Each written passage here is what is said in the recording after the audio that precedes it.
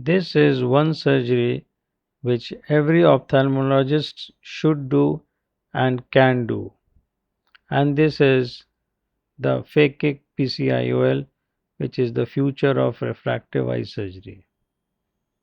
Now, this is an individual who had a significant myopia in right eye, and this is the fundus photograph. We can see some myopic changes, and this is the refractive status showing minus 13 diopters of refractive error. Placing an incision at 90° superior 12 o'clock site. The purpose is that there should be minimally induced astigmatism, as there is no preoperative astigmatism. And one thing to be noticed is that these individuals are young individuals, and this person is 25 years of age. So they are more sensitive, more apprehensive, and the guards are higher. So they have higher possibility of Bell's eye phenomena and stronger blepharospasm at imminent threat. So, but if you continue surgery and keep them reassuring, they cooperate well. Putting in intracameral lignocaine, and notice the pupillary dilatation which will improve with this intracameral injection. I always use this, and it makes the manipulation much tolerable for the patient and the surgery much more painless for the patient.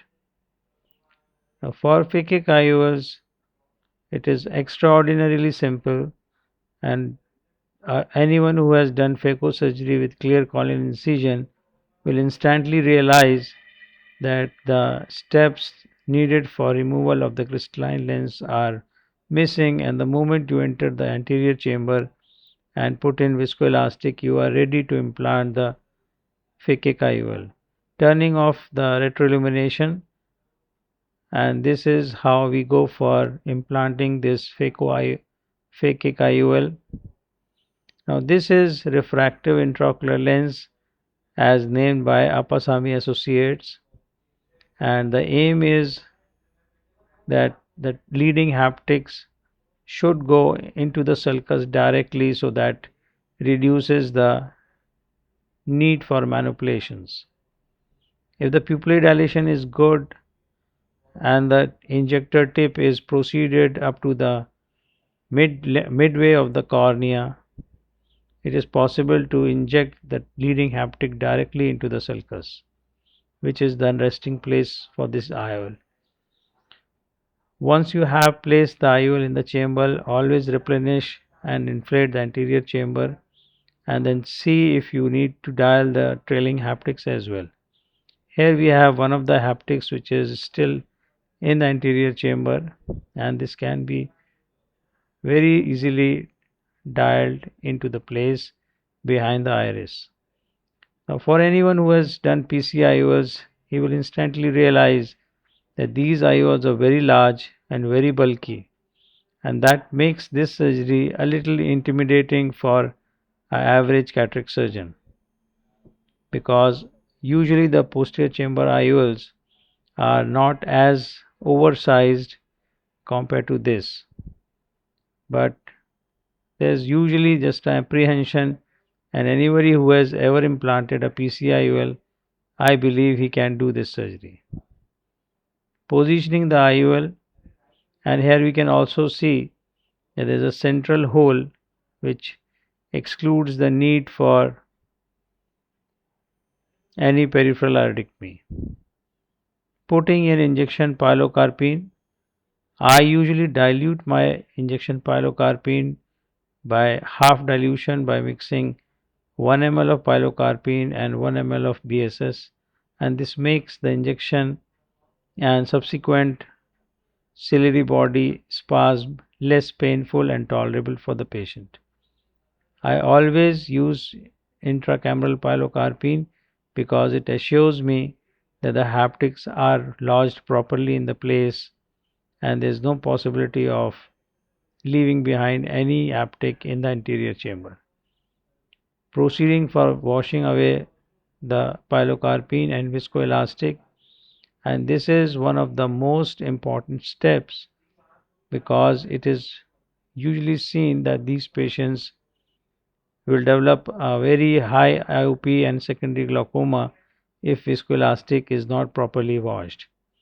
And as compared to a cataract surgery, there is a tendency for leaving behind the viscoelastic because the surgeon is very much apprehensive about touching the crystalline lens which is already there behind the phakic IOL, and that is why the viscoelastic removal is less aggressive and less time is given to that process. So give enough time to wash away the viscoelastic. It's very important, and don't allow the chamber to get shallow. Here we are placing a bud just before withdrawing the irrigation aspiration cannula. Putting in BSS to inflate the anterior chamber. If needed, one can also hydrate the wound, but usually if the tunnel is adequate length, it will usually contain the IOP. Now proceeding to the other eye, these surgeries are usually done in pairs, unlike cataract surgery. And this is the other eye with lesser refractive error. This is -5 diopters of refractive error, which could have been a candidate for a LASIK surgery, but here we are doing phakic IOL for both the eyes. Placing the incision at 12 o'clock position, clear corneal incision, and you can see the pupillary dilation is not as ideal, but we'll just witness the moment the intracameral lignocaine is injected, the pupil will dilate. Here I have turned off the retroillumination so as to expose the retina less to the ongoing illumination. Now retroillumination or the glow is not very important for these patients because we are not intending to see the lens fibers or have to remove the cortical matter. We can see the pupil has dilated well now. Proceeding for viscoelastic 2% methylcellulose injection, and we can see the pupillary dilation is excellent now, and directly going for implantation of the phakic IOL. I'll just repeat that this is refractive intraocular lens by Appasamy Associates, and this has a central hole, and they are provided also in toric variety if there is significant astigmatism. You just witness that the leading haptics have gone into the sulcus without any need for manipulation. The trailing haptics are in the anterior chamber, and this will be dialed into place, confirming that the leading haptics are in proper place.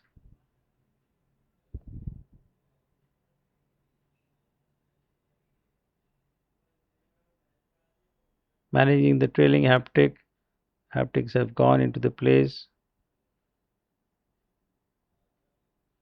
Some amount of dialing motion will usually help in placing these IOLs in position.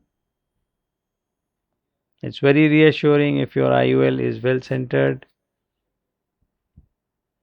Once we have the IOL in place, then again proceeding for intracameral pilocarpine just to constrict the pupil. And this is, again I will repeat that this is diluted pilocarpine, diluted to 50%.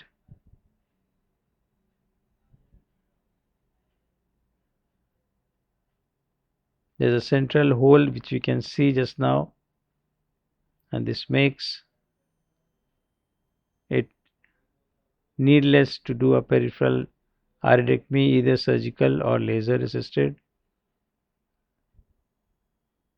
Washing out the viscoelastic material. And my only comment here would be that Every ophthalmologist who is doing cataract surgery can do this surgery and should take up these cases so as to learn this technique.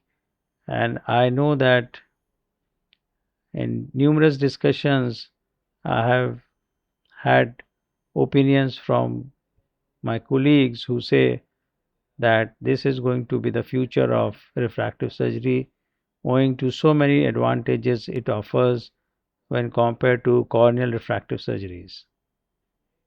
And there is no initial bulky investment needed for this surgery because all that you need is already there if you are doing cataract surgery. Unlike corneal refractive surgery, which requires a huge amount of investment in form of excimer laser or femtosecond laser. And the results are instantaneous and there is no haze, there is no regression, and the reversibility is excellent. The cornea retains its natural shape, which is so very important for good vision. And these are all the advantages except the one that this becomes an intraocular procedure. Thank you.